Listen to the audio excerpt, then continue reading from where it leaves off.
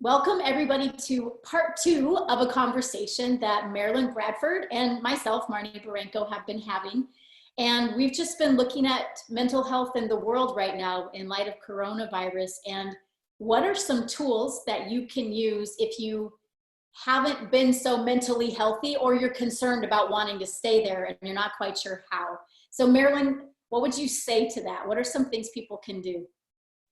Well, one of the things you can do is to stay present. Now that sounds so simple, so easy. What do you mean stay present? Well, was having a conversation with a couple of my clients yesterday, and they're watching, they're homeschooling their kids, and I'd love for you to talk about that a little later, but they're also concerned about their business. They have a big business that's not completely shut down, but almost. They're concerned about finances. And what we talked about was how much they're going to the future, what we call living in the wreckage of the future.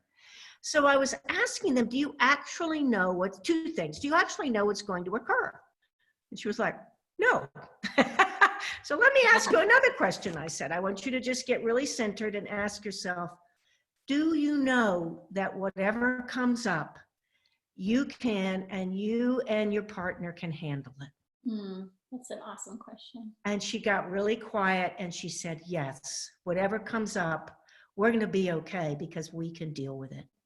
And that's one of the things I'd love for you to ask yourself, because deep down you can.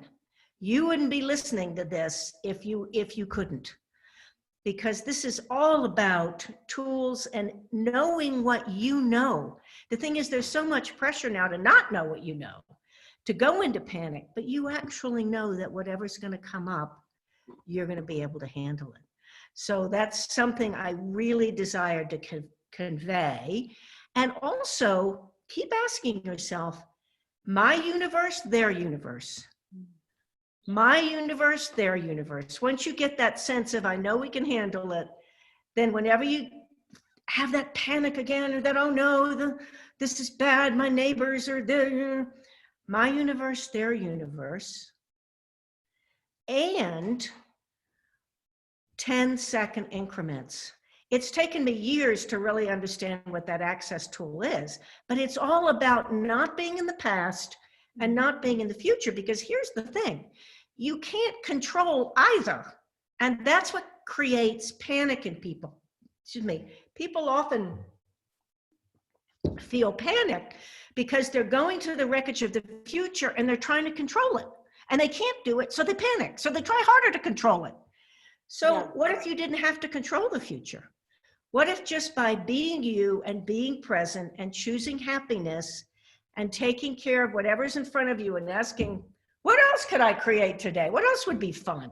What if that's actually the thing that's going to create the greatest for you?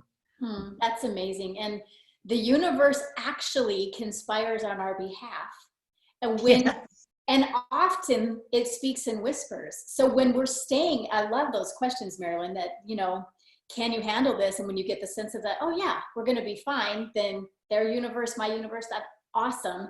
And when you're in the space of your universe, then you hear the whispers and you get glimpses of the possibilities that you wouldn't hear if you were in panic, if you were in turmoil, if you're trying to create from the past or guarantee the future.